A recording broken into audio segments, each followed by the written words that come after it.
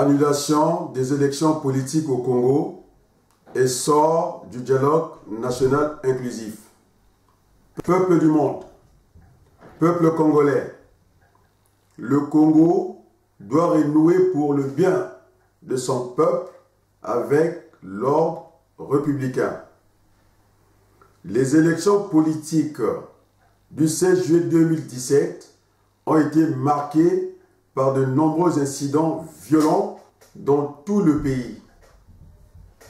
La faible participation, l'annulation du scrutin dans la région du Poul à un jour des échéances politiques, la confiscation du matériel de vote par la population de Kélé dans la cuvette ouest, les scrutins privés dans les villas des poches du pouvoir, la non-fiabilité du fichier électoral, le mauvais découpage de circonscriptions électorales, le manque de formation du personnel électoral, Clément Mwamba, candidat unique à Sibiti. Dans tous les pays du monde, le vote est toujours à bulletin secret. Le dépouillement et la proclamation du scrutin se passent dans le bureau de vote, ceci en public. Au Congo, le ministre de l'Intérieur se conduit en mauvais maître d'école qui corrige le vote des électeurs issus des urnes.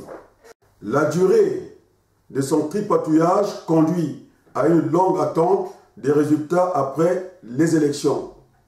Ce dernier ne tient même pas compte de la transmission des procès-verbaux provenant des bureaux de vote.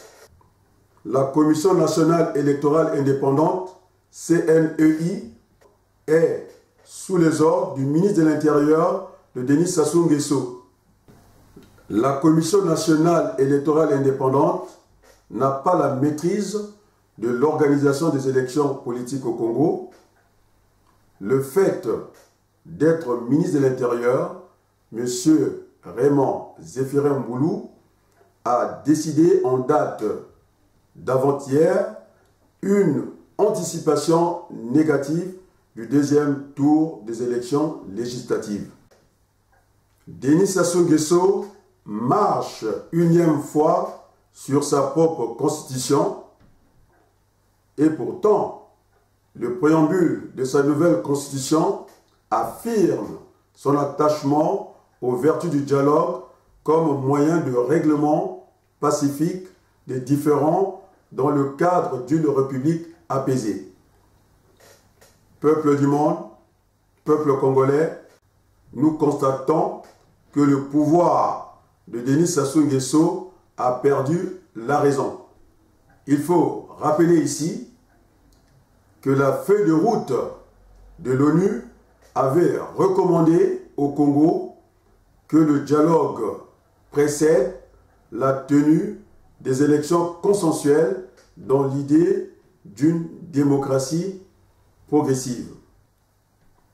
La mission d'observation électorale de l'Union africaine au Congo a publié à Brazzaville le 19 juillet 2017 un rapport qui exhorte les acteurs politiques congolais au dialogue. Vive la République! Pour le peuple congolais, la CDI, je vous remercie.